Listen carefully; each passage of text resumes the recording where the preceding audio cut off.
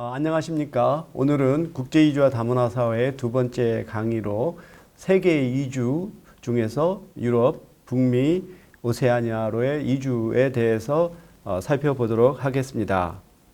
오늘 우리가 다룰 주요 내용은 대항해 시대부터 식민주의, 산업혁명, 자본주의로 이렇게 연결되는 이 고리를 저희가 이해를 해보려고 하고요.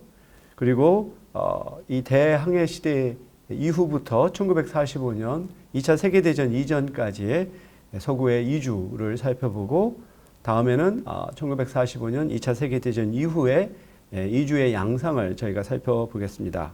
그리고 1970년대 초에 발생한 이 오일 쇼크 이후로 그 서구 사회의 경제가 재편이 되면서 일어나게 된 국제 이주의 양상을 살펴보고, 그리고 21세기에 들어선 서구의 이주의 주요한 패턴과 또 그 이슈들을 살펴보도록 하겠습니다. 1945년 2차 세계대전 이후를 우리가 경계로 해서 그 이주를 이렇게 구분하는 그런 경향이 있는데요. 그 이전 단계는 15세기부터 시작된 서구 국가들에 의한 대항해 시대를 계기로 해서 그 이전까지만 하더라도 중국과 같은 동양 국가에 의해서 이런 해양의 패권을 갖지 못했던 서구가 본격적으로 대항해 시대를 맞이하면서 서구의 열강으로 등장하게 되는 시기를 우리가 맞게 됩니다.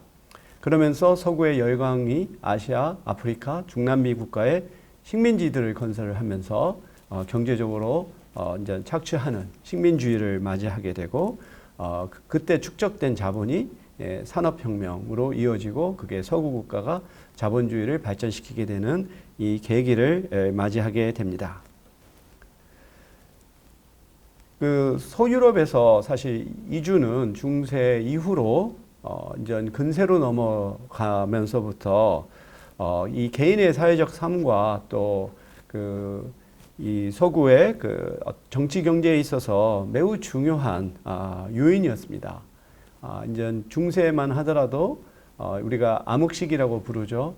어떠한 사람들의 삶과 또 의식이 종교에 억압되어 있었고, 또 그 영주 그런 체계에서 어떠한 자립경제적인 그런 우리가 장원이라고 부르는 이러한 자립경제 체계에서 사람들의 이동이 제한이 되었지만, 이 중세가 끝나고 또 르네상스를 우리가 맞이하고, 그러면서 과학기술이 발달하고 또 도시 국가들이 발달하면서 이제 근세로 넘어가게 되죠. 이러면서 이제 서구 국가들이 근대화 또 공업화를 하는 과정에서 이주라고 하는 것이 매우 중요한 역할을 하게 됩니다. 하지만 근세에 들어서 이제 서구의 국가들은 일종의 이제 그 국민국가라고 하는 건설 어떤 프로젝트를 진행을 하게 되죠. 그러면서 어떤 동일한 정체성을 가진 이 국민을 이제 만들어내는 이러한 프로젝트가 중요시 여겨지는데, 이러면서 이주라고 하는 것이 그 중요성이 이제 강화되는 그런 경향이 있죠. 그래서 어떤 그 이주라고 하는 것은 필연적으로 어떤 그 민족이라든가 문화라든가 정체성에 있어서의 다양성을 가져오는 것인데, 국민국가를 만들기 위해서는 동질성을 강화할 수밖에 없고, 이런 과정에서 이주가 실질적으로는 매우 중요했지만 이제 그 사회적으로는 그것이 중요성이 인식되지 못하고, 그래서 이주의 중요성은 근대 이후에 들어서서 이제 인식되게 되었다라고 우리가 볼 수가 있겠습니다. 그래서 서구가 그 이전만 하더라도 동양의 경제적으로나 과학적으로나 또 문화적으로 뒤처졌었지만, 결국 서구가 이렇게 세계를 지배하게 되는 이 계기는 15세기부터 시작된 대항해 시대라고 부를 수 있습니다. 이 대항해 시대를 또 발견의 시대라고도 불러요. The Age of Discovery라고 해서 마치 콜럼버스가 아메리카 대륙을 발견했다. 우리가 그러한 의미에서 발견의 시대라고 부르지만, 사실 그 콜럼버스가 아메리카에 오기 전에 이미 아메리카는 존재했었고, 거기에는 또 원주민들이 또 오랫동안 자신들의 어떠한 문화를 건설하고 있었기 때문에 발견했다라고 하는 용어는 적절치 않죠. 그래서 우리가 이걸 대항해 시대라고 부르는 것이 더 적절하다고 생각을 합니다. 그래서 15세기부터 시작해서 18세기까지 지속한 유럽이 전 지구적인 탐험의 시기를 우리가 대항해 시대라고 할 수 있는데요. 이러한 대항해 시대를 이쪽에 문을 연 나라는 포르투갈입니다. 포르투갈은 이베리아 반도의 변두리에 있는 병방 국가로서 그 유럽에 있는 중심 국가들보다 어떤 산업화라든지 어떤 어떤 경제 발전 등에 있어서도 뒤처진 상당히 이제 약소한 국가였기 때문에 뭔가 이 포르투갈이 뭔가 자신들만의 새로운 판로를 개척해야 되는 이러한 상황에서 그 포르투갈의 둘째 왕자였던 그 엔히크 왕자가 이러한 대항해 시대를 열어가게 되죠. 그래서 리스본에 이러한 해양 학교를 건설을 하고 이렇게 대항해를 할 수 있는 배를 건조하고 또 항해를 하면서 어떠한 그 지리를 우리가 이제 측정할 수 있는 그러한 전문 기기들도 개발을 하면서 이러한 대항해를 시작할 수 있는 여건을 마련했습니다. 그래서 에네크 왕자는 둘째 왕자였기 때문에 자기는 이제 왕이 될 수 없었지만 이러한 항해를 통해서 포르투갈을 이제 강국으로 만드는데 기여를 하게 되죠.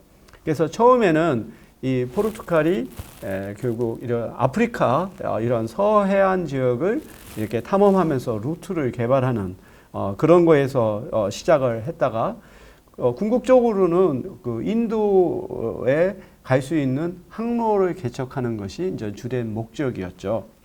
그래서 이 시기에 인도라던가 중국에서 생산되는 이러한 향신료, 향신료가 서구 유럽에 있어서 특히 귀족들에게 있어서는 어떤 고기 같은 것들을 저장하거나 맛을 배가하는 데 있어서 매우 중요한 역할을 합니다. 근데 이러한 향신료가 인도라던가 또 인도네시아, 중국으로부터 생산되기 때문에 그 향신료를 실어서 이 배를 타고 바다로 오거나 또는 중동을 건너서 유럽으로 가거나 하는 이러한 향신료 루트가 매우 중요했었죠. 그리고 이 과정에서 이탈리아에 있는 지금 우리가 베네치아라고 하는 베니스 공국이 이러한 그 향신료 무역을 통해서 엄청난 부와 또 군사력까지 갖춘 강국이었습니다.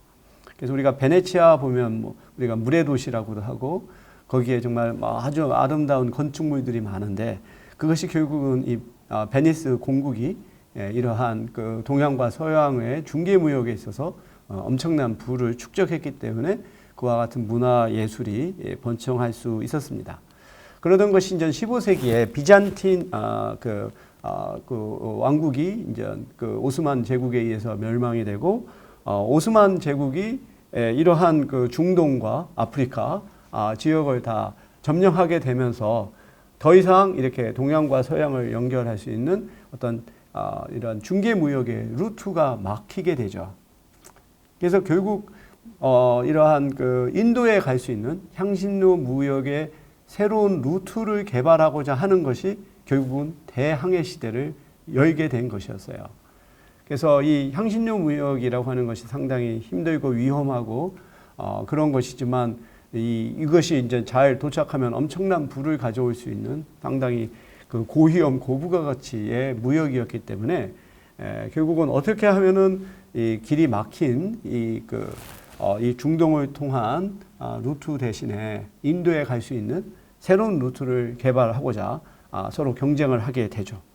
그래서 결국은 이제 우리가 인도에 도착하는 루트를 개발을 하게 되고, 그 다음에 콜럼버스의 경우는 지구는 둥글기 때문에 굳이 이렇게 아프리카까지 이렇게 돌아서 갈 필요 없고 반대로 가면 인도에 도착할 수 있을 거다라고 하는 생각을 가지고 이제 대상을 건너서 도착한 것이 바로 카리브해 지역이죠. 그걸 지금까지 우리가 서인도 제도라고 부르는 거죠.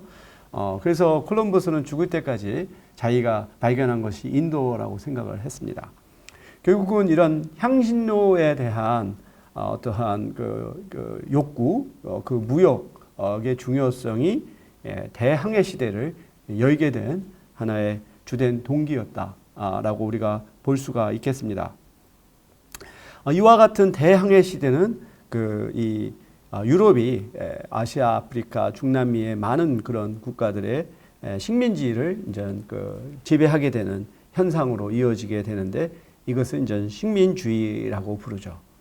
그래서 식민지로부터 어떤 원재료라든지 어떤 은 같은 것을 채굴해서, 왜냐하면 은화가 당시에서는 주된 교역의 일종의 화폐였어요.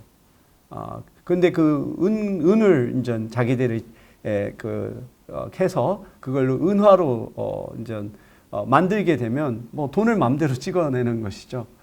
지금 미국이 그 일종의 세계의 그 주축 통화로 달러를 막 찍어내잖아요. 과거에는 자기네들이 보유하고 있는 금의 양에 따라서만 이 화폐를 발행했지만 지금은 상관없이 달러를 찍어내지만 이 달러가 세계 무역의 어떤 교류의 하나의 주축 통화이기 때문에 자기들은 마구 찍어내도 문제가 없는 거죠. 마치 스페인이 이와 같은 역할을 했죠. 스페인이 남미에서의 그 은광에서 엄청난 그 은을 채굴해서 그걸 이제 은화로 만들고 그것은 이제 그 중국에서 또 교역을 하는데 중국이 이제 은화를 주된 그러한 그 교류의 화폐로 썼기 때문에 그 은화를 가지고 가서 거기서 이제 중국의 비단 또 도자기와 같은 것들을 수입해서 유럽에서 판매하는 그러니까 결국은 식민지에서는 원재료 또는 은 이런 것들을 채굴해서 자국의 경제 발전에 이제 이렇게 이바지하는 이와 같은 어떤 경제 체제를 우리가 식민주의라고 부르죠. 앞서 우리가 이 해상 무역이라고 하는 것이 굉장히 그 고위험의 고부가 가치의 하나의 상업이라고 얘기를 했잖아요. 이 배가 좀 항해하는 과정에서 폭풍을 만나서 이제 침몰하기도 하고 해적들에 의해서 강탈당하기도 하고 하는 굉장히 위험한 것이지만 한번 운이 좋게 배 가득 향신료라든지 도자기라든지 비단 같은 것들을 실은 것을 가서 와서 유럽에서 판매하게 되면 수십 배의 이익을 얻을 수 있는 그와 같은 하나의 산업이었습니다. 여기서 굉장히 중요한 것이 바로 대항해를 할 수 있는 대형 선박을 만드는 것이 굉장히 중요한 것이죠. 마치 지금으로 따진다면 컨테이너선이 아닐까 싶어요. 엄청난 크기의 컨테이너선을 만드는 것이 결국은 그 부를 우리가 축적할 수 있는 조건이기 때문에 그래서 이 네덜란드가 포르투갈, 스페인의 후발주자로서 이 대항해 시대에 뛰어들어서 또 이들이 또 식민지를 인도네시아라든지 그런 곳에 이제 건설을 하면서 제국을 또 형성을 하죠. 근데 네덜란드의 경우에서는 상당히 특이했던 것이 최초의 주식 회사를 만듭니다. 왜냐하면 이 배를 만드는 것이 굉장한 자본을 필요로 하는 것이기 때문에 이 자본을 일반인들로부터 주식을 발행해서 그걸 모집을 한 거예요. 그래서 위험도 분담하지만 수익도 분담하는 이 최초의 하나의 주식회사라고 하는 형태를 네덜란드에서 만들게 되는데 그러다 보니까 이게 이제 같은 회사들끼리 서로 경쟁을 하게 되는 거죠. 이 상황에서 이제 네덜란드가 그러한 회사들을 다 국영화하는 방식으로 동인도 회사를 건립을 하게 됩니다. 그래서 이제 동인도 회사를 통해서 인도네시아 등지에서 또는 중국에서의 무역에서 상당한 패권을 차지하다 결국은 네덜란드 이후로 다시 또 이러한 그 패권 경쟁에 뛰어든 영국에 의해서 전쟁에서 패하고서 이제 네덜란드는 침몰하게 되고 대영 제국이 이제 부상하게 되는 그러한 계기를 맞이하게 되죠. 이러한 식민지 시대에서의 그 중요한 경제는 이 노동력이었어요. 그 당시는 어떠한 단순한 형태의 어떤 노동 집약적인 산업이 지배적이었기 때문에 이러한 값싸고 순종적인 이러한 노동력을 확보하는 것이 매우 중요했습니다. 그래서 앞서 말했던 것처럼 중남미 국가에서는 이제 광산 개발, 광산을 개발하려면 아주 깊고 아주 일하기 어려운 광산으로 노동력이 들어가야 되는 그런 일도 있고, 그 다음에 설명하려고 하는 이제 설탕을 우리가 만들기 위한 사탕수수 재배를 위한 또 그 대규모 플랜테이션 농장이 건설이 되게 되는데, 이 플랜테이션 농장에서 일할 수 있는 노동력이 필요한 거예요. 근데 처음에는 그 원주민들을 노동력으로 활용을 하려고 했는데 그들이 그만한 강도의 노동을 견뎌내지를 못하게 되죠. 그래서 새로운 노동력을 확보하기 위해서 아프리카로부터 흑인들을 노예로 끌고 와서 완전 노동을 하게 되죠. 그래서 이러한 흑인 노예의 노동력이 유럽인들의 상업 총량의 3분의 1을 차지할 만큼 엄청나게 큰 비중을 차지했죠. 그래서 1850년 이전에 아메리카 대륙으로 끌려온 노예의 수가 1,500만 명에 달한다고 합니다. 결국은 이 또 흑인 노예들은 노동할 수 있는 젊은 층의 인구일 텐데, 이들이 아프리카로부터 이렇게 강제로 유출하게 되면 결국 아프리카 자체에서는 노동력이 부족할 수밖에 없고, 그런 상황에서 아프리카가 경제적으로 발전하기 어려운 거죠. 그래서 아프리카가 지금까지 이러한 빈곤 또는 정치적인 혼란, 독재와 같은 그러한 그 문제에서 헤어나지 못하는 데는 결국 이런 식민주의라고 하는 것이 근본적인 원인이라고 볼 수 있어요. 이렇게 흑인 노예를 강제로 유출시킨 것뿐만 아니라 아프리카의 국가들을 자기들 멋대로 이렇게 구분을 짓고, 또 그 식민지 종주국의 목적을 위해서 자원을 탈취하고, 이와 같은 식민주의의 유산이 결국 아프리카가 여전히 저개발 상태에 머물게 되는 원죄다라고 우리가 볼 수 있죠. 이러한 노예 무역에 있어서 이제 삼각무역이라고 하는 그 현상이 있습니다. 그러니까 영국의 브리스톨이라든지 리버풀에서 총이라든가 가사용품 같은 것들을 실은 배가 아프리카의 서해안 지역에 내려서 그것을 팔고, 거기서 흑인들을 이제 노예로 구입을 하고, 이것을 이제 북미나 남미에 가서 흑인들을 노예로 팝니다. 그 판돈을 가지고 거기에서 이제 면직물이라든지 또는 원재료를 구입을 해서 그걸 다시 영국으로 가져와서 그걸 가지고 이제 옷이라든지 이와 같은 또 제품을 만들고, 제품을 다시 또 가져가서 파는 이 삼각무역을 통해서 이 서구 국가들이 경제적으로 발전했는데, 이 가운데서 가장 큰 혜택을 보고 이런 노예 무역에 있어서 가장 중요한 역할을 한 나라가 영국이죠. 그러니까 아까 우리가 이 영국의 항구에서 가사용품이나 또 제품뿐만 아니라 총을 갖고 와서 판매했다고 하잖아요. 그럼 왜 총을 갖고 오게 되냐? 그러니까 처음에는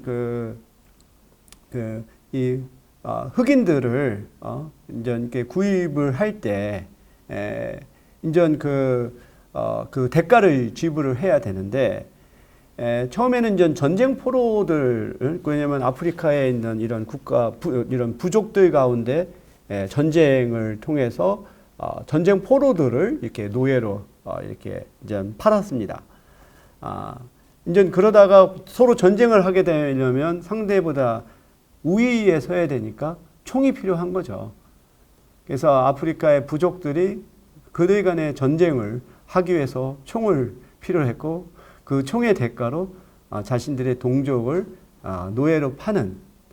그러니까 처음에는 전쟁 포로만 했지만 숫자가 부족하니까 더 많은 흑인 노예를 구하기 위해서 내륙으로까지 진출을 해서 흑인들을 강제로 이제 잡아가지고 노예로 파는 이러한 비극. 그러니까 우리가 노예 무역이라고 하는 것은 가해자는 백인이고 피해자는 흑인이라고 생각하는데 전체적으로 그 구도는 맞겠지만 그 중간에 또 이런 흑인의 부족장이라든지 이런 사람들이 또 자신들의 동족을 노예로 파는 이러한 또 비극이 이제 일어나게 되죠.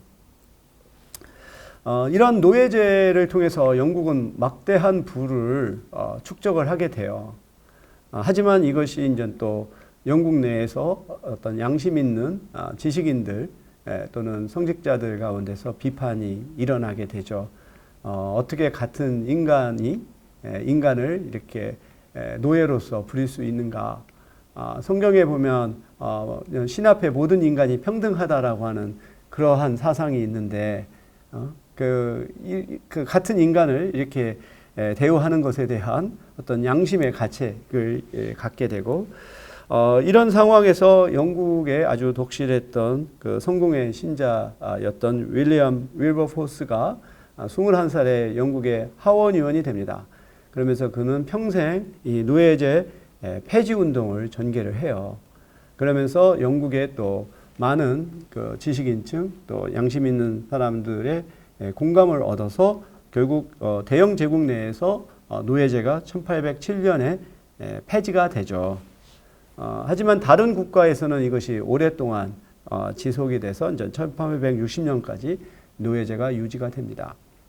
그런데 또 하나의 아이러니라고 할까요? 또 딜레마라고 할까요? 노예제가 폐지가 돼서 더 이상 노예들이 이제 노예가 아니라 자유로운 신분이 됐다고 해서 그 사람들이 진정한 자유로운 사람이 되었느냐라고 하면 그게 아니죠.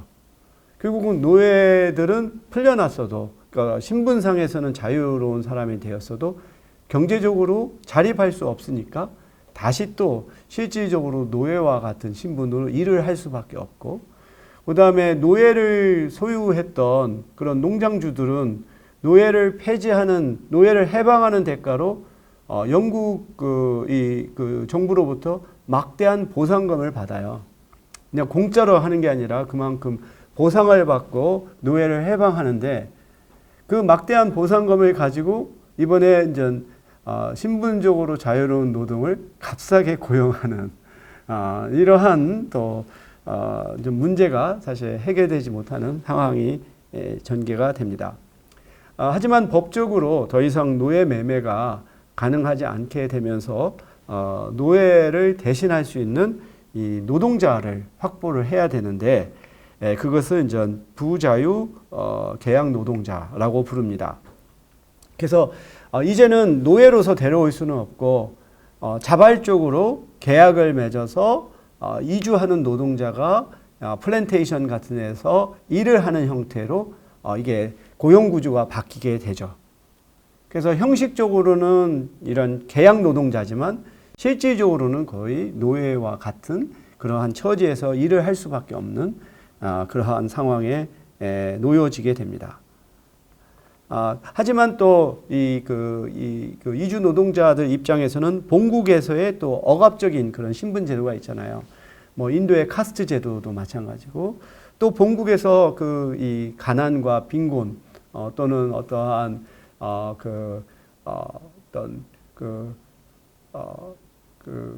흉작과 같은 어떤 재난 상황에서 먹고 살기 힘들 때 해외로 나가서 벌고 싶어하는 욕구들이 있죠.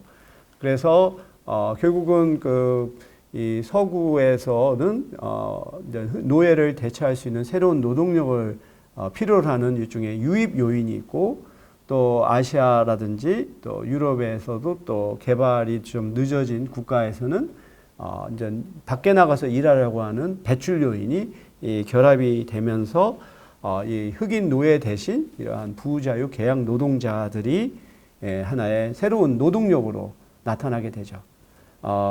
이러한 계기를 통해서 특히 아시아에 있는 그 사람들이 아메리카 또는 태평양 그 지역으로 이제 이주를 하게 되죠.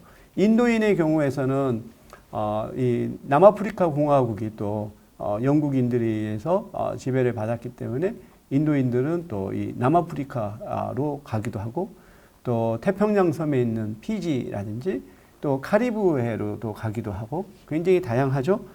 중국인들도 처음에는 하와이의 사탕수수 농장으로 갔다가 또 미국의 이 본토로 가서 어떤 금광 개발이라든지 철도 건설의 노동자로 참여하게 되죠. 이 과정에서 우리 한인들의 디아스포라도 시작이 돼요. 1902년에 인천을 떠나서 하와이 사탕수수 농장으로 간 것이 우리 근대 이민의 효시입니다. 결국 한인도 중국인, 일본인과 마찬가지로 하와이의 그런 사탕수수 농장의 노동자로 가게 되는 그 흐름 속에서 이제 이주가 시작이 되는 거죠. 이 사람들이 아까 말한 것처럼 계약을 맺고 일정 기간 일을 하고 임금을 받는 조건이었지만 이 사탕수수 농장에서의 노동이라고 하는 것이 아주 혹독한 그런 조건에서 일어납니다. 그래서 사람들에게 일종의 번호표가 부어져요. 그걸 방고라고 부르는데 사람 이름 대신에 그 번호를 부르고 또 이 하와이가 굉장히 아주 더운 날씨잖아요. 그러니까 아침 일찍 일어나서 노동을 해야 돼요. 그리고 이 사탕수수라고 하는 것이 옥수수보다 훨씬 더 키가 크고 그 입이 아주 칼날처럼 아주 날카롭습니다. 그렇기 때문에 자신들의 몸을 이 칼날과 같은 입으로부터 보호하기 위해서 두꺼운 옷을 입을 수밖에 없어요. 한여름에도. 그와 같은 상황에서 또 이제 뭔가 이렇게 몇 년간 열심히 일하면 돈을 벌어서 돌아갈 수 있을 거라고 하는 생각을 가졌지만 결국은 이들은 처음 갈 때부터 빚을 지고 가는 거예요. 이제 항해료라든지 숙직이라든지 뭐 등등을 결국은 자기의 임금에서 이렇게 이제 그 상환하는 조건으로 가기 때문에 결국은 뭐 3년, 5년이 지나도 돈을 벌지 못하고 그래서 애초에 단기 출애의 목적으로 갔던 사람들이 어쩔 수 없이 거기에서 정주하게 되는 결과를 낳게 되고 그들이 결국은 이주민으로 남게 되는 그 모습을 보이게 되죠. 그래서 우리가 이러한 그 대항해 시대, 식민주의, 산업혁명, 나아가서 자본주의의 연결고리에서 매우 중요한 역할을 한 게 설탕이에요.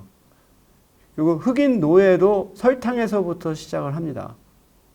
아까 말했듯이 설탕을 만들어내기 위해서 사탕수수를 재배를 해야 되고 사탕수수 농장에서 일할 노동력을 찾다 보니까 아프리카에서 흑인들을 데려온 거죠. 이렇게 우리에게 달콤한 설탕이 우리 역사에 있어서 그렇게 끔찍했던 그 연결고리로 작동했다라고 하는 것이 상당히 아이러니죠. 그래서 시드니 민츠의 설탕과 권력이라고 하는 책이나 마크 에론손 그리고 마리나 부도스가 지은 설탕 세계를 바꾸다. 이런 것이 아까 말했던 설탕이라든가 향신료 이런 것들이 노예 무역과 어떻게 연결되어 있는가를 보여주는 이런 책입니다. 원래 설탕은 인도에서 이 사탕무로부터 이렇게 만들어진 그러한 재료로서 아주 그 왕족이나 귀족들만 사용했던 그런 아주 값비싼 그런 재료였어요. 이것은 전 맛을 돋구게 한다든지 심지어는 약으로까지 쓰여졌다가 이러는 것이 이제 이슬람 세력이 확장이 되면서 인도에 있는 이 설탕이 바로 이 무슬림들에 의해서 유럽으로 전파가 돼요. 그러면서 유럽에서 또 역시 왕족이나 귀족들이 자신들의 그 부와 신분을 과시하기 위해서 설탕을 소비하게 되고 그러면서 또 설탕에 대한 수요가 늘어나게 되죠. 그러던 것이 이제 일반 대중들도 설탕에 대한 수요가 늘어나게 됩니다. 그러다 보니까 더 많은 이 설탕을 생산하기 위해서 이러한 아메리카 또 태평양 지역에 사탕수수 농장을 짓게 되고 전 그 농장에서 일할 노동력을 찾기 위해서 결국 흑인 노예를 고용하게 되는 이러한 그 과정에서 설탕이라고 하는 것이 아주 중요한 연결고리를 했다고 볼 수 있습니다. 지금 현 시점에서 그 어떤 경제에 있어서 설탕이 미치는 역할을 현대에 와서 살펴본다면 아마 이것이 이제 그 근대 시기에서는 그 석유가 아닐까 싶어요. 결국은 석유가 모든 경제의 근본이었고 이것이 결국은 그 중동의 산유국들이 이렇게 경제적으로 발전하게 되는 계기를 했고 이것이 20세기에 들어와서는 반도체라고 볼 수 있겠죠. 결국은 반도체가 IT 산업의 핵심이 되는 것처럼 그래서 우리가 현대에서 석유와 또 반도체가 차지하는 비중 못지않게 이 시기에서는 그 근세에서는 이제 설탕이 그와 같은 역할을 했었다라고 볼 수가 있겠습니다. 그래서 이렇게 식민지 착취를 통해서 축적된 부가 18세기, 19세기 유럽에서의 산업혁명의 토대가 되죠. 그리고 그러면서 이 영국에서는 산업혁명이 발생하게 되는데 그 과거에서는 공유지에서 농민들이 농사를 지었었는데 이제는 자본가들이 농사를 짓는 것보다 그 농장에다가 양을 길러서 이 양털을 생산해서 그걸 양모 산업으로 하게 되면 더 그 이익을 벌게 되는 거죠. 그러면서 그 공유지에다가 말뚝을 받아서 경계를 짓는 인클로저 운동이 시작이 되죠. 그렇게 되다 보니까 조이치의 그 농지를 잃은 농민들이 농촌을 떠나서 도시로 이주하게 되고 그들이 도시에서 노동자로 이제 전락하게 되는 프롤레타리아 계급이 형성이 되는 거죠. 그래서 이 초기에 이러한 그 초기 자본주의라고 하는 것은 우리가 천민 자본주의라고 얘기를 하잖아요. 어떤 노동자들의 기본적인 인권도 없고 어떻게 하면 그 자본가들은 더 많은 이익을 얻기 위해서 노동 인건비를 줄이려고 하고 그러다 보니까 숙련된 남성 노동자보다는 여성이나 아동들을 이제 기계에서 이제 단순 노동을 하게 하는 이러한 형태로 이제 자본주의가 발전하게 되죠. 이렇게 되면서 아주 그 조밀한 도시 환경에서 많은 노동자들이 열악한 주거 환경에서 살고 또 그들의 임금이나 노동 조건이 열악해져 가면서 더 이상 전 살기 어려워지는 이러한 상황에서 아메리카와 같은 신대륙으로의 이주가 시작이 되는 거죠.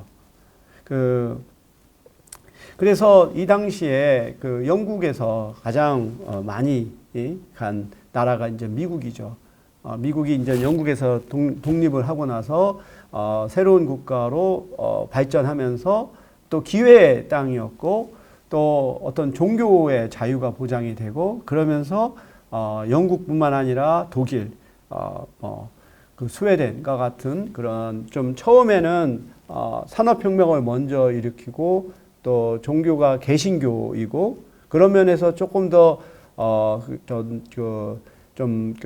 근대적인 성향을 가진 이민자들이 첫 번째 그 이민 그 물결을 이루고 그 다음에는 유럽 내에서도 좀 상대적으로 발전하지 못했고 또 종교가 이 카톨릭인 구교의 사람들이고 또 교육 수준이 상대적으로 낮은 이러한 아일랜드, 이탈리아, 스페인, 동구 유럽의 이민자들이 두 번째의 물결로 가게 돼요. 그래서 미국의 이민은 항상 일종의 우리가 이걸 이미그레이션 웨이브라고 부르는데 이민의 물결처럼 시기를 달리해서 계층이라든가 종교라든가 교육 수준이라든가 어떠한 여러 가지 인적 자본이 서로 다른 그러한 그 집단의 사람들이 계속해서 이주하는 그러한 양상을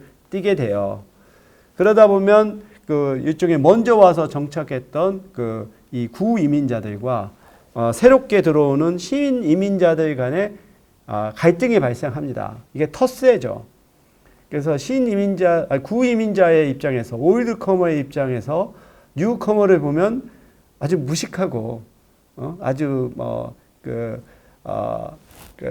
야만적이고 그러한 사람들로 비춰지고 일 같은 것도 항상 허드렛 일만 맡기게 되는, 그러다 보면은 뉴커머의 입장에서는 그거에 대한 반발을 하게 되고, 그렇죠. 우리가 아는 이탈리아의 마피아도 바로 거기서 시작이 돼요. 이탈리아의 특히 시실리 지역에서 온 이민자들이 왔더니 이거는 완전히 그냥 푸대접 받고 차별받고 무시당하고 이런 과정에서 자신들을 보호할 목적으로 만든 게 바로 마피아였죠. 그러니까 나중에는 범죄 조직으로 발전하지만 처음에는 이러한 자기들 동족을 보호하기 위해서 만들어진 것이 이제 마피아였습니다. 이런 과정에서 미국은 오랫동안 백인 일종의 우월주의라고 할까요? 백인의 이민자들만 받아들이려고 하는, 그리고 아시아인들은 받아들이지 않으려고 하는 그러한 정책을 오랫동안 전개를 합니다. 대표적인 것이 이제 1880년에 중국인 배제법이라고 하는 것인데, 이제 19세기 한 중엽에 들어서 이제 캘리포니아 지역에서의 어떤 금광 개발이라든지 또는 대륙 횡단철도라든지 또는 캘리포니아에서의 어떤 과수원 또는 밀 재배, 농장 이런 데서 노동력이 많이 필요하면서 중국인들이 이제 들어오게 되는데, 이제 남북 전쟁이 종료가 되고 또 대륙 횡단철도가 완료가 되고 그러면서 이제 더 이상 이 사람들이 노동력이 필요하지 않게 되면서 백인 노동자들과 중국인 노동자 간의 경쟁이 심화가 되죠. 이런 상황에서 이제 중국인들의 이 이민을 더 이상 받아들이지 않는, 그리고 이미 와 있는 사람도 시민권을 부여하지 않는 차별적인 정책을 오랫동안 전개를 합니다. 이것이 이제 45년 2차 세계대전 이후로 결국은 이런 인종차별이 이제 폐지가 되고, 그 다음에 65년에 이민법이 개정이 되면서 유럽 이외의 다른 지역에도 문호가 개방이 되게 되죠. 유럽 내에서도 이제 영국과 같이 또는 독일과 같이 좀 산업혁명이 일어나고 경제 발전이 이루어진 나라로 주변에 좀 개발이 늦어진 그러한 국가의 이민자들이 이주를 하게 됩니다. 영국의 경우에서는 아일랜드의 이민이 대표적이죠. 아일랜드는 영국의 서쪽에 있는 하나의 섬 국가잖아요.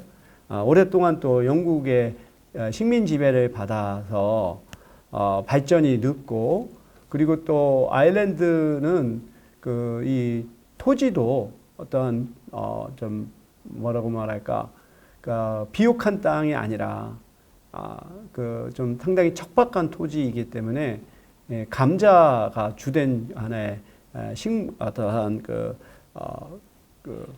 재배하는 그러한 이제 종류였는데, 이 감자에 의존하다 보니까 이제 감자병이 이제 돌면서 이것이 이제 대기근으로 이어지게 돼요. 그러면서 이제 아일랜드에 있는 사람들이 영국뿐만 아니라 미국, 호주로 전 대규모 이주를 하게 되죠. 우리가 다음의 그림은 아일랜드 대기근 당시에 이 더블린에서 이제 이민을 떠나는 한 가족의 모습을 담아낸 조형물입니다. 보면은 사람들이 피골이 이제 상접한 상황에서 이제 아주 최소한의 물건만을 안고 가고 있고, 뒤에 있는 개의 모습을 봐도 아주 처참한 모습이죠. 그래서 이러한 대기근을 통해서 한 100만 명 정도의 아일랜드 사람들이 굶어 죽고 100만 명 정도가 아일랜드를 떠나갔다고 합니다. 그래서 아일랜드의 디아스포라의 역사는 굉장히 깊어요. 그리고 지금도 아일랜드에 있는 인구보다 해외에 있는 아일랜드 인구가 거의 비슷한 수준으로 그만큼의 재외 동포들이 많죠. 그리고 전 앞서 말했던 것처럼 독일도 이전 그런 그 석탄, 철광 그런 지역을 중심으로 해서 중공업이 발달하면서 내국인 노동력으로 충원되지 못하게 되면서 인근의 폴란드의 사람들이 이주를 하게 되죠.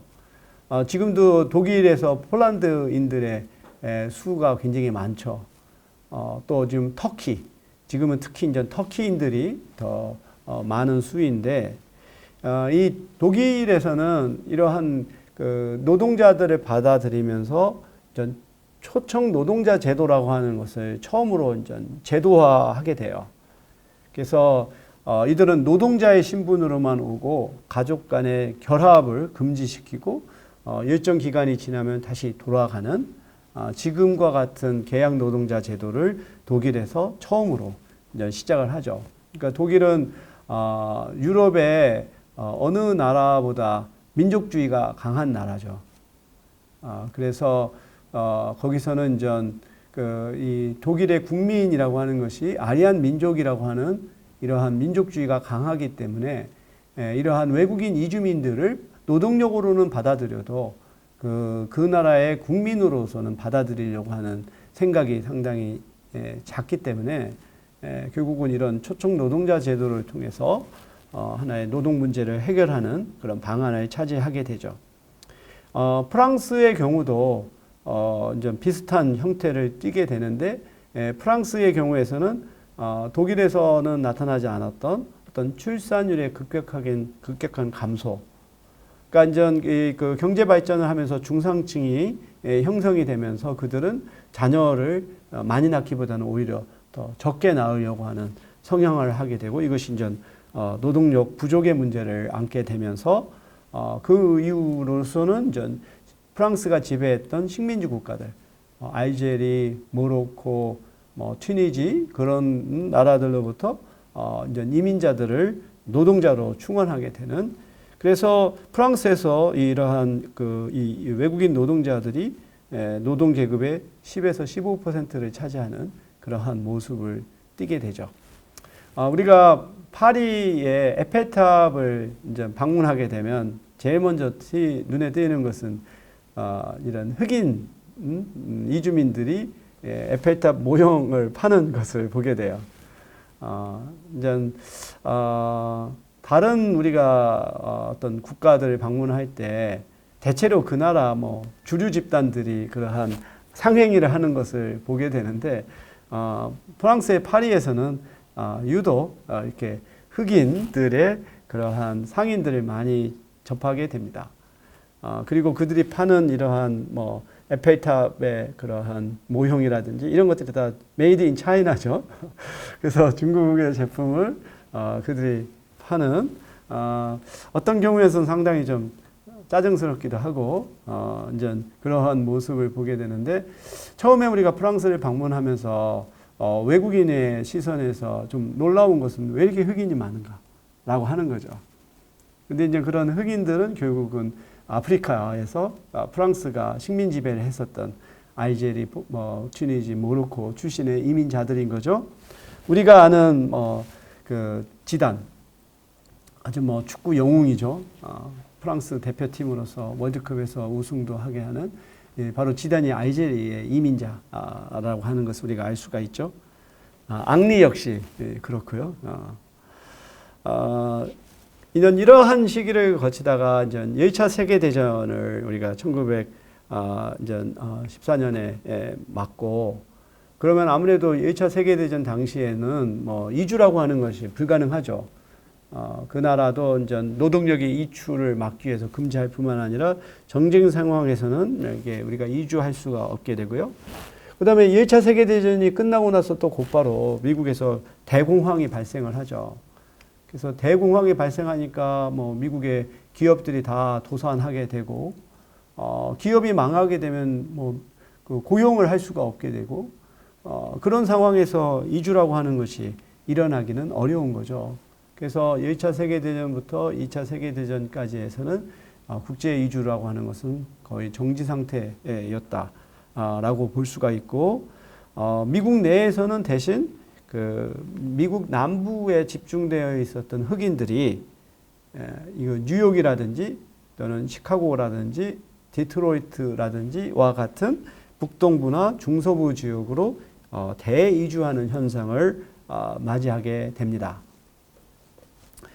그래서 앞서 말했던 것처럼 흑인들이 남북전쟁 이후로 노예로부터 자유롭게 되었다 할지라도 그들은 결코 남부 지역에서 자유로운 신분으로 할 수 없었어요.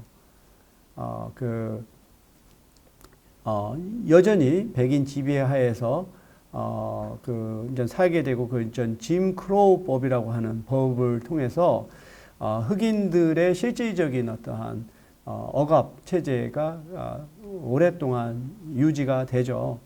그래서 뉴욕이든 또는 시카고든 그와 같은 도시에서의 흑인의 수는 매우 적었고 그때 살던 흑인들은 상당히 좀 자유로운 신분의 흑인으로서 백인들과 상당히 공존을 했었던. 그래서 흑인 뮤지션들 또는 흑인 음식점들, 흑인 이용실이라고 할까? 이발사들, 이들이 백인 고객들과 아주 친분을 맺어가는 그런 상태였던 것이 이게 이제 이러한 대이주의 과정을 거치면서 북부 지역으로 많은 수의 흑인들이 한꺼번에 몰려오게 되면서부터 백인들이 흑인에 대한 두려움이 더욱더 강화되고 그때부터 차별이 본격화되는 거죠. 그래서 그 이전에 북부 지역이나 중서부 지역에서 흑인과 백인 간의 관계가 상당히 좀 더 자유롭고 친밀했던 그러한 관계가 이후에 가서는 서로 적대적이고 또 이렇게 배타적인 관계로 변화하게 되는데 바로 그게 이제 한 사회 내에서 한 소수 집단의 수라든지 수의 증가라고 하는 것이 이제 다수 집단에게 미치는 하나의 사회 심리적인 영향이라고 볼 수가 있어요. 그다음에 독일은 2차 세계대전 당시에 전시 체제에서 필요로 하는 노동력을 이런 외국인 노동자들을 강제로 모집을 해서 전쟁 포로들을 이제 그 군수 공장에서 노동력으로 쓰게 하는 이러한 상황을 전개되었죠. 그래서 우리가 영화 신들러 리스트에서 보면 유대인들이 이제 아우슈비츠 수용소로 끌려가서 목숨을 잃을 처지에 이제 신들러라고 하는 사람이 자기가 운영하는 공장의 노동자로 빼돌려서 구했다는 그러한 얘기가 있죠. 그래서 이 군수 체제에서 이 전시 경제 체제에서 외국인들이 이제 강제 노동을 했고 심지어 독일의 공업 생산량의 한 4분의 1가량이 외국인 노동자가 생산했을 정도로 그래서 만약에 이런 외국인 노동력이 없었더라면 나치가 그렇게 오랫동안 버틸 수 없었을 거다라고 하는 예측이 있습니다. 제가 2017년에 이제 폴란드에 있는 이 아우슈비츠 수용소를 방문을 했어요. 제가 전공하는 게 디아스포라하고 디아스포라의 대표적인 집단이 유대인의 디아스포라고 또 유대인 디아스포라의 하나의 상징적인 하나의 장소가 아우슈비츠 수용소죠. 폴란드에서 아마 두 번째로 큰 도시라고 할까? 크로코프라고 하는 도시에서 한 1시간 반 정도 자동차를 타고 가면 이 아우슈비츠 그다음에 비르케나우 수용소라고 하는 두 군데가 있어요. 처음에 아우슈비츠가 사용됐다가 더 많은 유대인들을 수용하기 위해서 한 30-40분 정도 거리 떨어져 있는 곳에 비르케나우 수용소가 건설이 됩니다. 원래 사실 아우슈비츠 수용소는 유대인들을 수용하기 위해서 만들었던 것은 아니었고 독일이 폴란드를 침공하고 나서 폴란드의 군인 포로를 수용하기 위해서 사용했던 곳이에요. 그곳이 나중에 이제 유대인 수용소로 바뀌게 되고 그다음에 그 숫자가 안 되니까 비르케나우 수용소를 건설하게 되는데, 비르케나우 수용소를 가보면 마치 그 공장과 같아요. 그러니까 대규모의 사람들을 획일적으로 수용하기 위해서 정말로 어떤 공장 플랜트를 지은 것처럼 그렇게 지은 것을 볼 수가 있습니다. 그때 이제 아우슈비츠 수용소에서 제가 찍은 사진들인데요. 우리가 여기에서 앞으로도 우리가 이제 국제이주와 다문화 사회를 다루게 되면 어떠한 인종주의라든지 차별, 편견, 혐오 이런 문제를 다루게 돼요. 또는 그 제노포비아라고 해서 이제 외국인에 대한 그런 그 공포 이런 주제를 다루게 되는데, 바로 유대인들이 이러한 2차 세계대전에서 경험했던 이런 홀로코스트, 우리가 홀로코스트라고 부르잖아요. 이러한 2차 세계대전 당시에 유대인들이 한 600만 명이 희생을 당했다라고 합니다. 그걸 홀로코스트라고 부르는데, 이렇게 이제 홀로코스트를 하기 위해서는 다수 집단이 유대인과 같은 소수자를 이렇게 식별을 하는 게 매우 중요해요.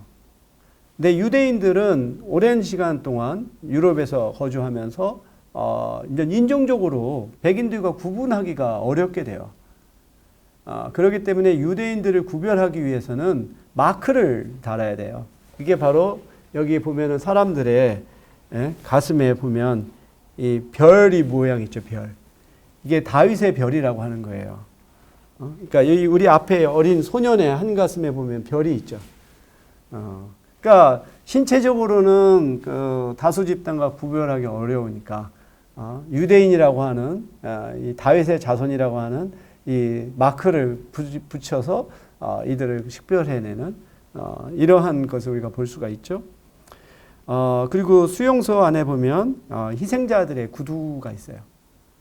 그들이 아마 가스실로 실려가기 전에 다 옷을 벗고 끌려갔을 텐데, 그때 남겨진 구두의 모습을 보면 얼마만큼 처참했을까.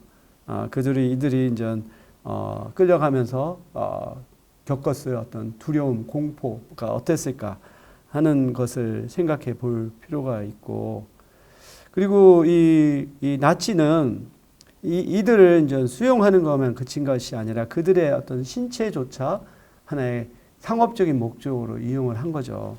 그래서 유대인들의 머리털을 해서 면직물을 만들어내는 그 사진을 볼 수가 있고, 옆에는 머리털의 포대입니다. 그래서 소련이 이제 아우슈비츠를 강제로 딱 이렇게 점령하게 돼서 이들이 소각하기 전에 발견된 거죠. 바로 이 유대인들의 머리털을 이렇게 포대로 써놨던 이런 것을 이제 우리가 볼 수가 있습니다. 이제 프랑스에서도 이 외국인 노동자가 매우 중요한 역할을 했죠. 그런데 이들이 이제 경제 성장기에는 아주 유용하게 노동력을 제공하고 그들에 대한 인식도 대우도 우호적이었지만, 이들이 이제 경제 위기, 이제 대공황 시기를 맞이하면서 경제 위기가 되면은 제일 먼저 이들이 이제 노동시장에서 배책이 되고 차별을 당하는 그런 희생양으로 이제 전환하게 되는 거죠. 그래서 우리가 2차 세계대전 이후의 이주를 보면 우선은 전쟁을 통해서 유럽의 국가들이 다 아주 그 잿더미로 변하게 되죠. 이런 과정에서 미국은 이제 새로운 패권 국가로 부상을 하게 되고, 이 당시 미국은 이 유럽 국가에 대해서 마샬 플랜이라고 하는 경제 정책을 통해서 유럽을 복구하는 일을 하게 됩니다. 심지어 2차 세계대전 때 가장 치열하게 전쟁했던 국가가 독일이잖아요. 이제 독일이 결국은 2차 세계대전 당시에 소련에 의해서 동독, 유럽 연합국에 의해서 서독으로 분리가 되죠. 그러면 사실 뭐 서독이라 할지라도 그 정말로 그 철천지 원수임에도 불구하고 미국은 서독을 경제적으로 재건하는 지원을 합니다. 가장 큰 이유는 소련이 그 유럽에서 새로운 패권으로 등장하면서 공산주의를 확대하는 이러한 상황에서 소련에 대항해서 막기 위해서는 서독을 자유민주주의 국가로 만드는 것이 필요한 거죠. 마치 2차 세계대전에서 일본이 패망하고 또 일본이 얼마만큼 또 미국하고 전쟁을 많이 했습니까? 태평양 전쟁도 그렇고. 그럼에도 불구하고 결국은 이 소련과 중국이 부상하면서 이 공산주의의 확장을 억제하기 위해 일본을 다시 경제 발전을 시키는 거. 그래서 사실 그 전쟁에 책임이 있었던 독일은 이 동독과 서독으로 분할이 됐어요.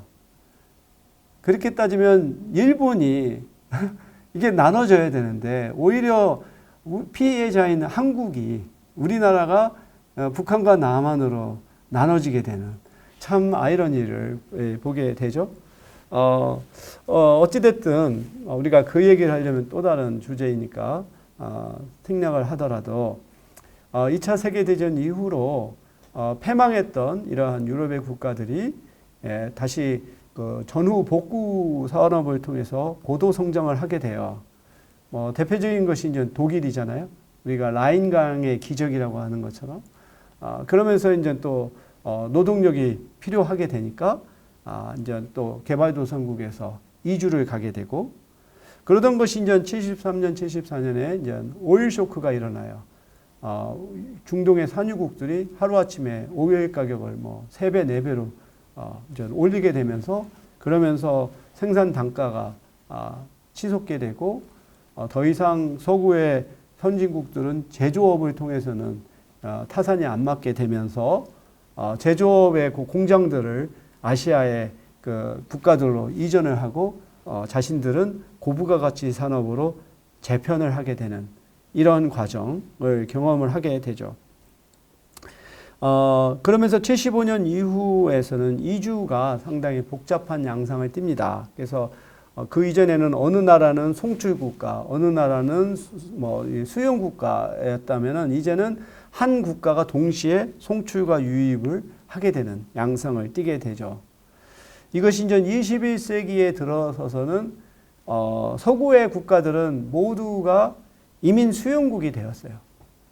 근데 이게 국가에 따라서 그것을 인정하느냐 안 하느냐의 차이가 있을지언정 이제는 서구의 국가들은 대표적으로 모든 나라로부터 이민자를 받아들이게 된 상황이고 이러한 과정에서 난민과 무슬림 이민자들이 이제 서구 국가들에서 증가하게 되죠. 그리고 또한 21세기가 되면서부터는 세계화가 이제 더욱더 가속화가 되는데 세계화가 되면 그 과정에서 혜택을 보는 집단과 또 피해를 보는 집단이 있어요. 그러니까 세계화에서는 오히려 고등교육을 받고 전문직에 종사하는 사람들은 그 세계화의 과정에서 자신들이 어떠한 신분 상승할 수 있는 그런 기회가 주어지지만 교육 수준이 낮고 이런 단순 노동에 종사하는 사람들은 일자리를 잃게 되는 이러한 그 계층 간의 불평등이 심화하게 됩니다. 그렇게 되면 세계화의 그러한 희생자들, 앞서 말했던 것처럼 도시보다의 또는 농촌 지역, 그 다음에 이제 그 블루칼라와 같은 노동자들, 그 다음에 저소득층, 그 다음에 교육 수준이 낮은 이러한 사람들이 결국은 불만을 갖게 되는 것이고, 이들은 그들의 불만의 원인을 이민자들에게서 찾는, 이러면서 이제 반이민 정서가 21세기에서 이제 두드러지게 되고, 그래서 상당히 이제 이민을 이제 제한하거나 억제하는 그러한 정책으로 이제 전환을 하게 되죠. 미국만 하더라도 트럼프가 등장해서 이민 자체가 굉장히 제한이 되고 심지어 유학생들조차 받아들이지 않으려고 했었던 것도 있고 또 미국에서 영주권, 시민권을 부여하는 것도 상당히 제한적인 그러한 방향으로 넘어갔다라고 볼 수가 있습니다. 제가 1985년도에 미국에서 유학을 시작을 했는데 지금 돌아보면 그 80년대 또는 90년대 그 한 중반까지가 참 어떻게 보면 미국에서의 그 황금기가 아니었나 하는 생각이 들어요. 그러니까 경제 성장도 그랬었고, 그러다 보니까 뭐 이민자들이라든지 유학생에 대해서도 관대했었고, 거기에서 어떻게 보면은 인권이라든지 자유주의라든지 또는 소수자들에 대한 사회적인 인식도 상당히 관용적인 그러한 분위기였다고 봐요. 그러던 것이 이제 레이건 대통령을 시작으로 해서 좀 부시 대통령으로 이어지는 이 과정에서 점차 좀 이렇게 과거에 좀 그 관용적이고 개방적이고 그러한 데서부터 점차 좀 이렇게 좀 그 보수적인 그런 흐름으로 넘어가게 되고, 잠시 이제 클린턴 오바마 대통령 시기를 거치면서 다시 좀 더 진보적인 흐름으로 갔다 트럼프에 와서 완전히 이제 반동적인 쪽으로 가게 됐죠. 그런데 이제 우리가 볼 때 트럼프라고 하는 사람의 독특한 캐릭터도 있지만, 그러한 사람이 대통령이 될 수 있었다라고 하는 것은 그만큼 그들을 지지하는 층이 있기 때문에 가능한 거죠. 그러면 그들은 누구냐? 대체로 보면 러스트 벨트라고 하는 그 디트로이트라든가 그 과거 이렇게 제조업이 융성했던 나라들이 결국은 세계화 과정에서 공장이 폐쇄가 되고 노동자들이 일자리를 잃고 또 농촌에 있는 농민들도 이제 그 더 이상 농업을 통해서 생산하기 어려워지고, 이들이 또 다 백인들이잖아요. 그러니까 결국 자기들은 세계화를 통해서 이득을 얻기보다 더 피해를 받았다. 라고 하는 것이 이제 이민에 대한 거부감을 갖게 되고 고립주의적인 정책을 취하게 되는 거죠. 미국에서는 트럼프에 의한 것이라고 한다면 영국에서는 결국 그 우리가 브렉시트라고 하는 게 그런 거죠. 결국은 EU에 가입했더니 혜택을 보는 것은 도시에 있는 젊은 이러한 전문직들만 혜택을 보고, 영국의 소위 말해서 뿌리라고 할 수 있는 이러한 그 백인들 노동자들은 오히려 더 그 피해가 크다라고 하는 인식이 EU에 참여하기보다 오히려 아주 스스로의 고립을 택하는 그러한 방향으로 나아가게 되었다라고 볼 수가 있습니다.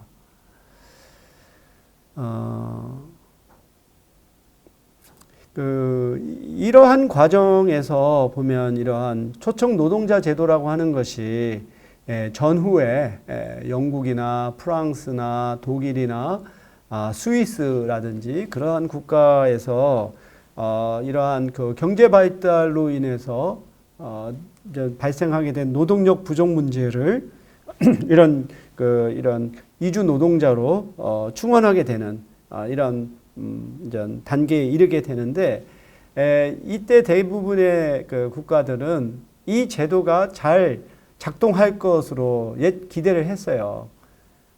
일정 기간 동안 일하고 다시 돌아갈 것이고, 또 그 가족 간의 결합도 제한하고 필요한 만큼만 다시 데려오면 될 거라고 생각했지만 결국은 이러한 예측은 벗어나고 말았죠.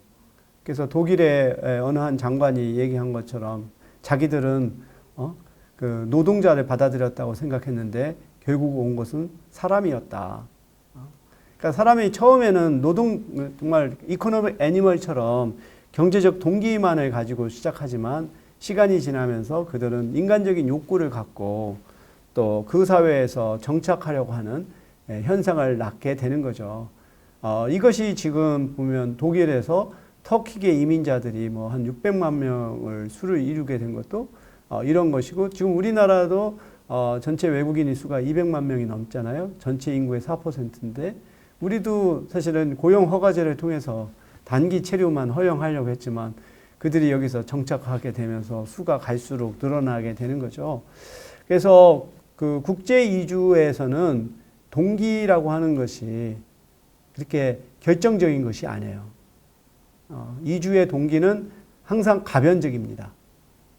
그래서 처음에는 이민을 가는 사람도 그렇고 받아들이는 사람도 그렇고 단기적일 거로 생각하지만 결과는 다른 양상으로 간다는 것이 우리가 지금까지의 이주의 그 역사에서 잘 드러나는 것입니다. 우리도 바로 이와 같은 그 서구의 국가들이 전후 복구 과정에서 경제 발전을 이루고 이러한 초청 노동자 제도를 통해서 노동자들을 받아들이는 그 하나의 과정 속에 우리도 한 주역으로 참여했습니다. 그래서 70년대 서독으로 광산 노동자 또 간호 인력들이 파견된 것도 그러한 맥락이에요. 이 사진은 지금의 여의도 공원이 과거에서는 우리나라의 유일한 국제공항이었던 여의도 공항이거든요. 그래서 간호사들이 이제 파송되는 것을 환송하는 가족들의 모습이고요.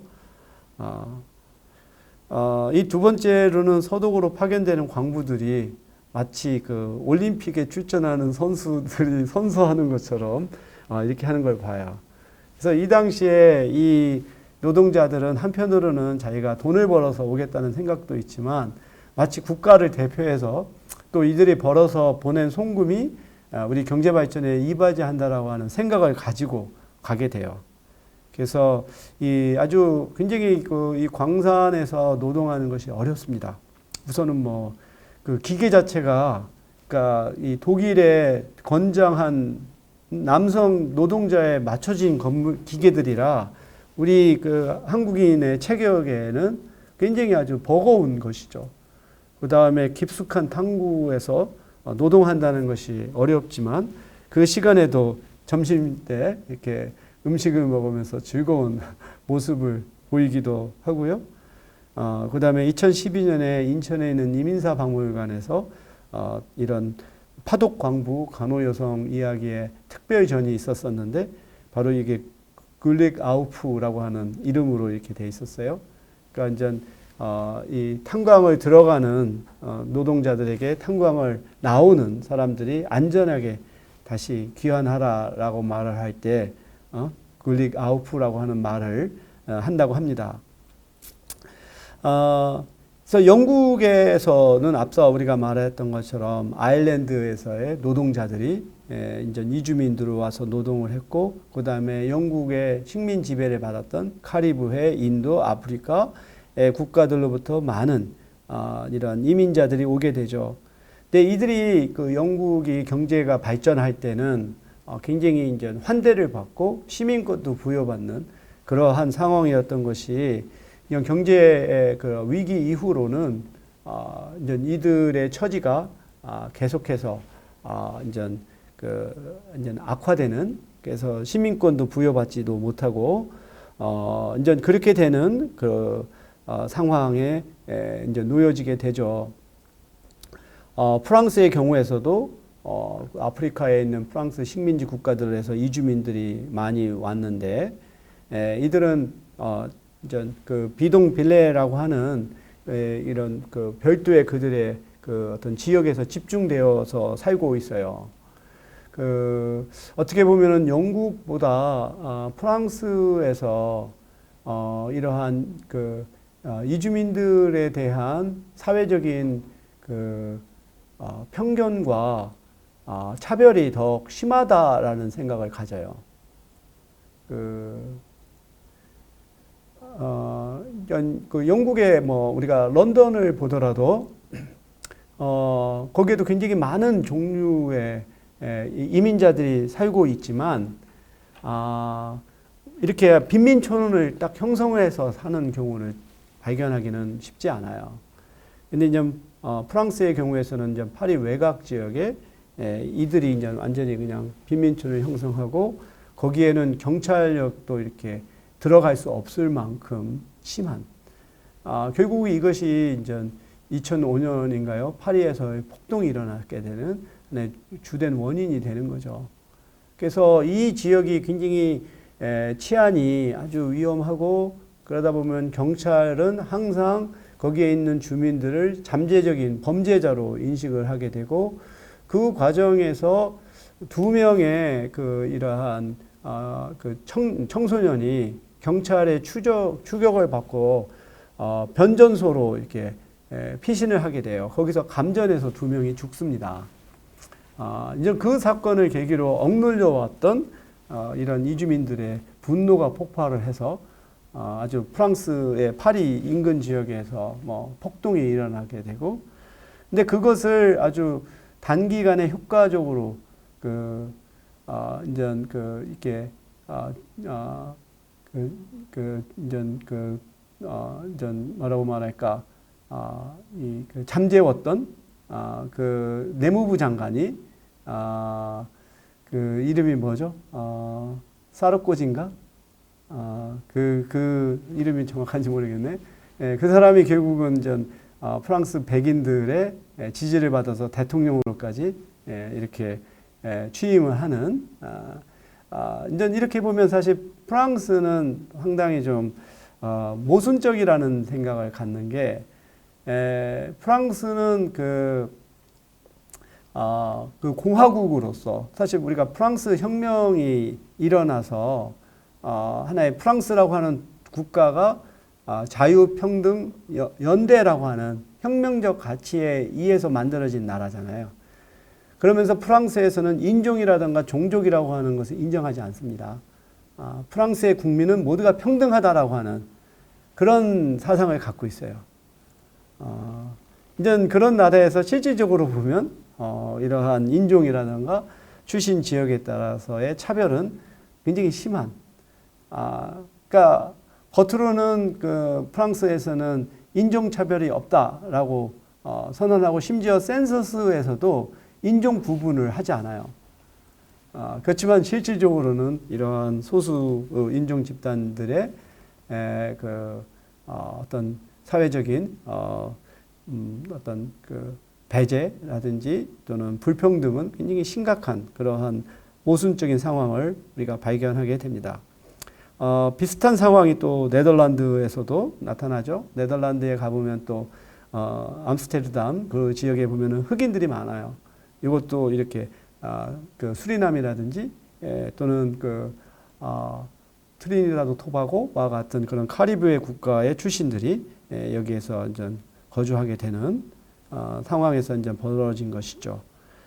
미국의 경우에서는 이제 멕시코에서 이제 그 계절 이주 노동자들을 브라세로 프로그램을 통해서 이제 받아들이게 되는 이런 걸 통해서 또 이렇게 미국 내에 캘리포니아라든지 또 서부 지역에 멕시코 이민자들이 이제 이주하게 되는 이런 계기를 맞이하게 되죠. 처음에는 단기 계절 노동이지만 이주라고 하는 것이 지속적으로 하게 되다 보면 결국은 그 송출 지역과 수용 지역 간에 이쪽에 네트워크가 형성이 돼요.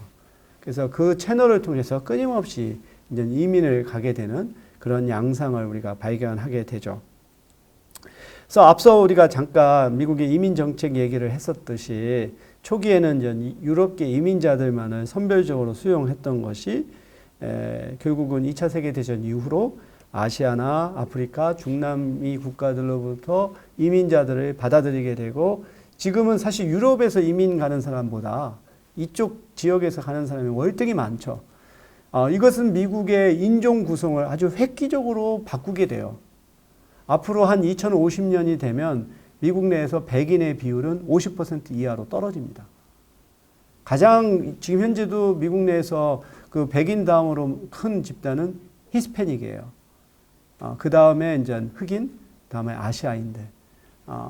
그래서 그 결국은 이와 같이 미국의 인종 구성이 바뀌게 된 계기가 2차 세계대전 이후 특히 1965년에 어떤 이민법의 개정, 이런 걸 통해서 일어났다는 것이고, 이와 같은 인종 구성의 변화는 사실은 그 미국의 어떠한 문화 또 미국의 정체성에 대한 심각한 도전으로 받아들여지는 것이죠. 그러다 보니까 미국의 백인들의 입장에서는 그게 위협감으로 느껴지게 되고, 그러니까 아메리카 퍼스트라고 하는 식으로 뭔가 다시 백인 지배의 사회로 시기로 돌아가려고 하는 반동주의가 발생하는 거죠.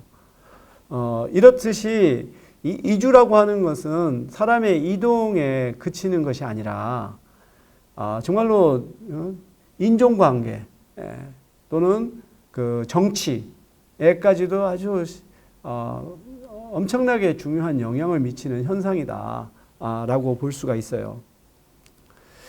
캐나다의 경우에서는 좀 처음부터 상당히 이제 그 포인트 시스템이라고 해서 그 가족 초청을 통해서 이민자를 받아들이기보다 그 이민자의 학력이나 연령이나 영어 구사력, 프랑스어 구사력과 같은 인적 자본을 통해서 이민자를 선별을 합니다. 그러다 보니까 이민자들이 캐나다에서의 어떤 정착의 수준이 상대적으로 높은, 그래서 캐나다 국민들은 그 캐나다 정부의 이민 정책을 신뢰하는 경향이 커요. 그러다 보니까 또 캐나다 정부의 다문화 정책에 대해서도 신뢰가 큰 그러한 또 상관관계를 맺게 됩니다. 그래서 호주의 경우도 거의 같은 패턴이에요. 백호주의를 오랫동안 유지하다가 결국은 이게 70년대 이후로 호주가 아시아 국가로 참여하게 되면서 아시아 국가로부터 문호를 열게 되는, 그러면서 중국인, 한국인, 또 베트남인들, 아시아인들이 증가하게 되죠. 그래서 한편으로는 이렇게 이민자들이 늘어나고 호주의 인구에 있어서 이민자 비율이 늘어나지만 이것 역시 아까 말한 것처럼 호주의 백인들의 입장에서는 자신들의 기득권을 위협받는다라고 하는 이런 생각이 여러 형태의 반이민적인 정서나 또는 어떤 테러 같은 방식으로 전개가 되고 있습니다. 그래서 한번 종합을 하자면 2차 세계대전 이후에 이주의 대표적인 것은 일단 경제적인 동기가 지배적이다.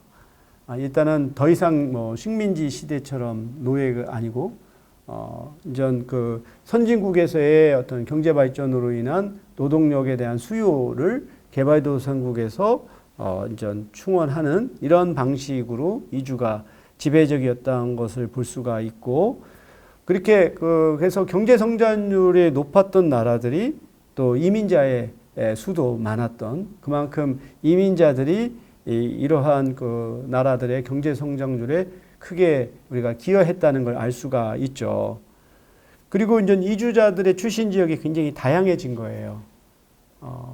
과거에는 주로 호주만 하더라도 또 미국만 하더라도 유럽 국가들로부터만 이민자를 받아들였다고 한다면 이것이 2차 세계대전 이후로는 식민지 국가에서 종주국으로 이주를 하고 또 미국 내에서도 이민을 개방을 하게 되면서 다양한 국가로부터 이민자들이 들어오게 되고, 그것이 결국은 인종과 문화적인 차이를 더욱더 다양화하고 확대되게 만드는 그러한 양상으로 이어지게 되죠.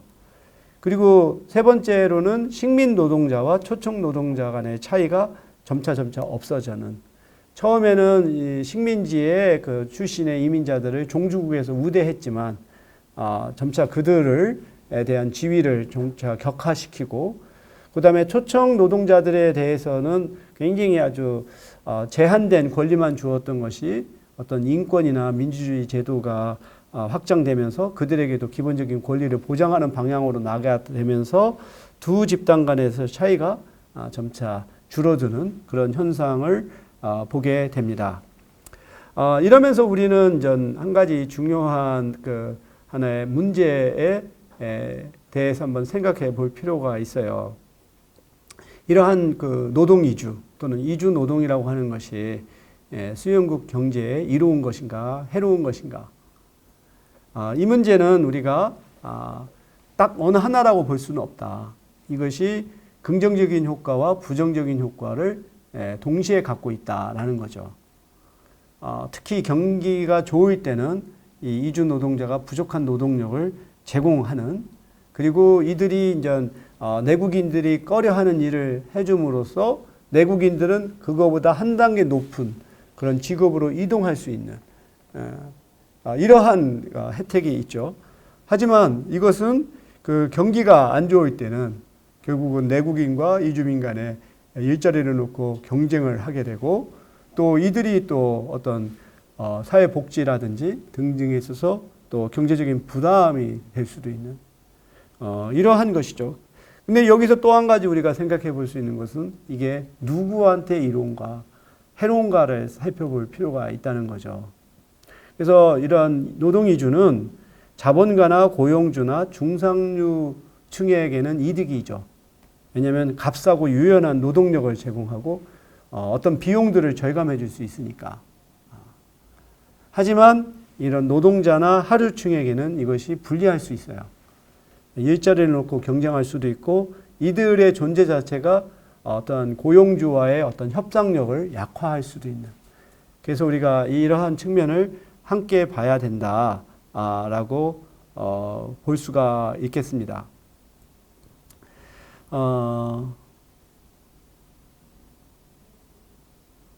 이제 끝으로 우리가 이제 우리가 서구 사회의 이주를 살펴보았기 때문에 변화하는 유럽 인구라고 하는 상황을 살펴보게 되면 뭐 독일의 경우에서도 외국인의 수가 엄청나게 증가하고 그래서 전체 인구의 거의 9%가량이 이제 외국인으로 채워져 있는 상황이고요.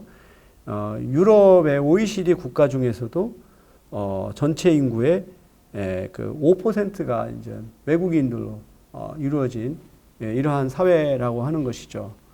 그런데 알다시피 유럽 선진국들은 저출산 고령화를 통해서 인구 성장이 자연적인 인구 성장은 멈춘 상황에서 결국은 그 유럽 국가의 인구 증가는 대부분 이민에 의해서 일어나고 있다는 걸 우리가 알 수가 있죠.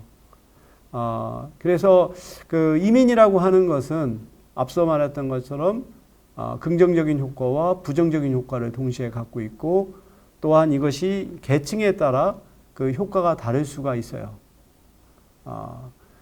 그런 면에서 참 어찌 보면 이민은 우리가 약을 쓰는 것과 같이 상당히 신중하면서도 현명하게 쓸 필요가 있는 거죠. 우리가 약을 예를 들어서 우리가 심장이 안 좋다 할 때 심장병을 치유할 수 있는 약을 쓸 때 이걸 과도하게 쓰면 더 해가 될 수가 있고 또 약을 써야 되는데 약이 가질 수 있는 부정적인 효과 때문에 약을 쓰지 않으면 죽을 수도 있는 거죠. 그런 면에서 이민이라고 하는 것은 현대 국가에 있어서는 불가피한 현상이다. 하지만 이것을 그 국가가 얼마만큼 현명하게 그리고 체계적으로 쓰느냐에 따라 그 나라의 발전에 기여할 수도 있고 그렇지 못하면은 그 사회에 혼란을 가져올 수도 있다. 근데 지금 유럽 국가나 미국에서 이민을 둘러싸고 일어나는 많은 문제는 그 이민을 통제할 수 있는 능력이 있는가에 대한 하나의 의문이라고 생각돼요. 특히 이제 난민의 문제라든지 이런 경우는 사실은 통제하기 어려운. 그래서 유럽이나 미국에서 이민자들에 대한 반감 또 이민 정책에 대한 어떤 반대는 정말로 이 질서 있는 이민을 할 수 있는가에 대한 정부의 통제력에 대한 의문이다 라고 생각을 하죠. 그냥 그런 면에서 우리나라는 얼마만큼 우리 국민들이 정부의 이민 정책에 대해서 신뢰할 수 있을까? 다시 말해서 이민자의 수라든지 그들의 자격이라든지 그들의 국내에서의 체류의 지위나 궁극적으로는 정착해서 우리 사회의 구성원이 될 수 있는 전 과정에 대해서 얼마만큼 잘 통제할 수 있는가 라고 하는 것에 대한 국민들의 신뢰가 굉장히 중요한 관건이라고 볼 수 있겠습니다. 그럼 이것으로 우리가 서구 국가로의 이주에 대해서 살펴보고 강의를 마치겠습니다.